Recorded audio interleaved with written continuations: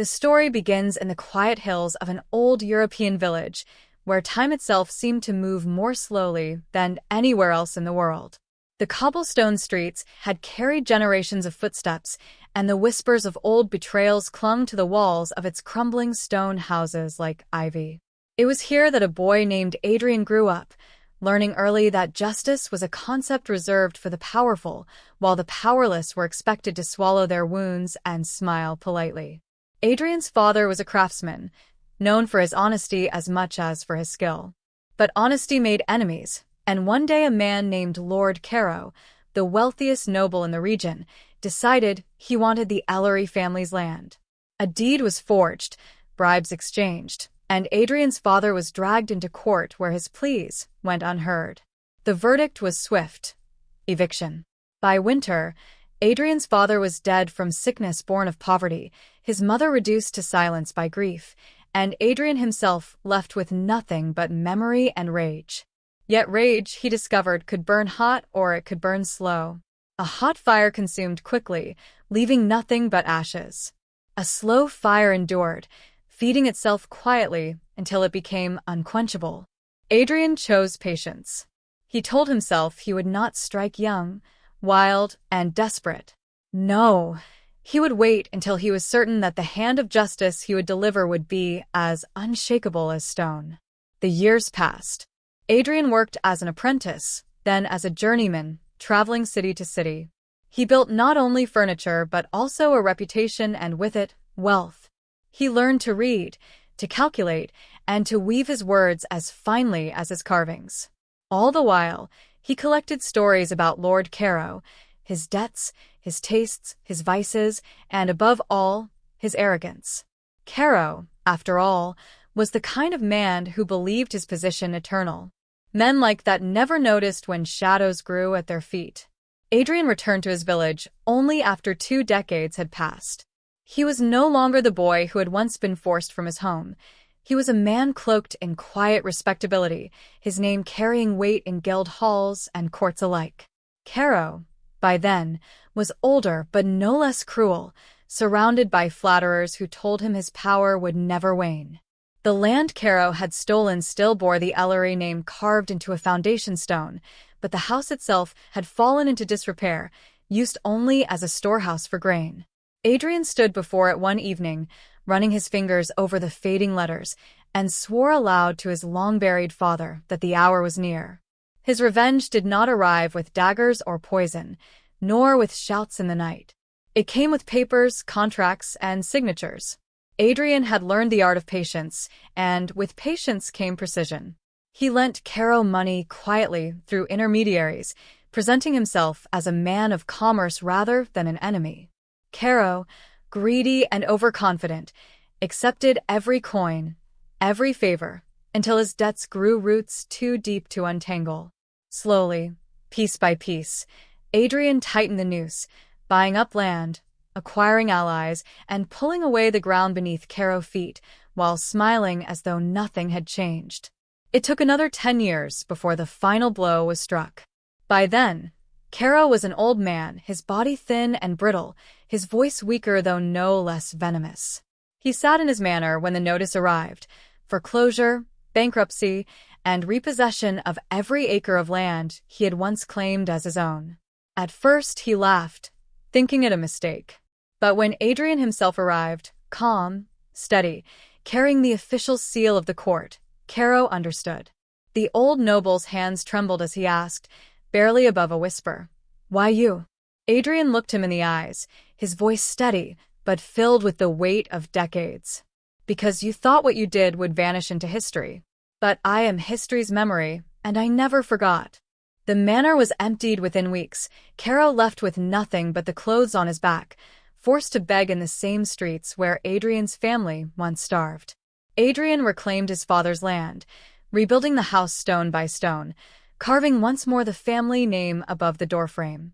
The villagers whispered about it for years, calling it the most patient revenge they had ever witnessed, so slow, so calculated, and so inevitable that it felt less like vengeance and more like fate itself. And Adrian, when asked if he was satisfied, never smiled. He would only say, Patience is the blade that never dulls. Justice may take a lifetime, but if you wait long enough, it always arrives. The boy who lost everything to Lord Caro Greed returned as a man no one recognized.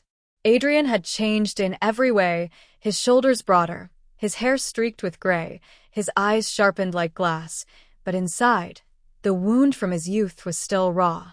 He carried it like an ember, hidden deep where no one could see, feeding it with discipline, waiting for the right air to turn it into flame.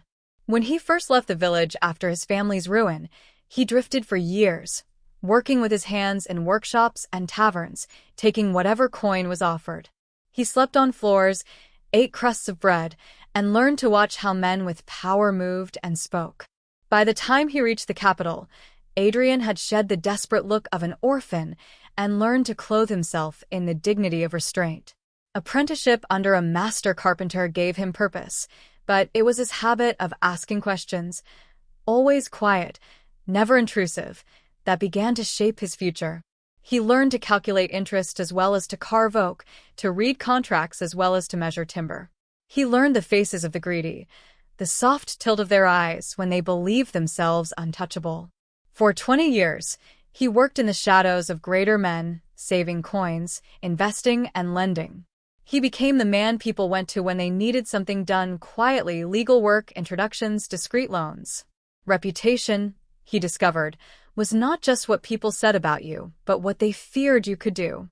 When whispers of Caro reached him, of debts and overindulgence, of land that was fertile but undermanaged, Adrian did not rush.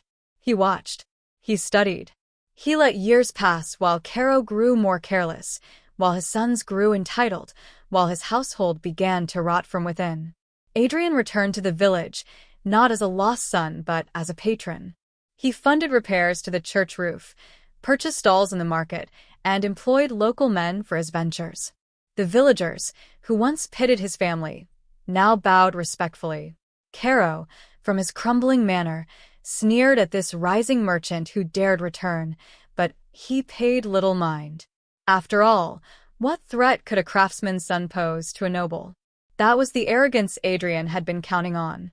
Through intermediaries, Adrian offered Caro loans, never in his own name. Caro took them without hesitation, first to cover gambling debts, then to fund expansions, then simply to maintain the illusion of grandeur. His sons drank and dueled, wasting coin faster than it could be gathered. Adrian tightened the cord slowly, carefully, ensuring Caro never noticed the hand guiding his ruin. Years rolled by. Caro debts became unpayable, his reputation fragile, his allies fewer. By the time Adrian revealed himself as the man behind the creditors, Caro was cornered. The night of their confrontation was etched forever into the memory of those who witnessed it. Adrian entered the great hall of Caro Manor not as a supplicant, but as its master. Caro sat slumped at the head of the table, his hands trembling as he clutched a goblet. The servants had grown thin, the tapestries faded, the silver sold. It was a house of decline, waiting for collapse. "Who are you to strip me of what I built?" Caro croaked. Adrian laid a document before him. The deed to the very land Caro had stolen decades before. His voice carried the steadiness of iron. "I am the son of the man you destroyed. I am the shadow you forgot. And I am the patience you never feared." Caro's eyes widened with the weight of recognition. For the first time, he saw not a merchant, not a craftsman, but the boy whose father he had buried in poverty. His lips parted as if to curse, but no words came. He sat in silence, broken by something far sharper than a blade, the realization that his enemy had outlived, outthought, and outweighed him. The foreclosure was swift. The manor emptied, the title stripped, the land repossessed. Caro died within the year, not from violence, but from humiliation and despair. His sons scattered, powerless and penniless. Adrian rebuilt his father's home with his own hands, though he could have hired 100 men to do it for him. Stone by stone, he set the walls back in place. Above the doorway, he carved the Ellery name, sharper and deeper than before. Villagers passed by and whispered of the man who had waited nearly half a lifetime to deliver his justice.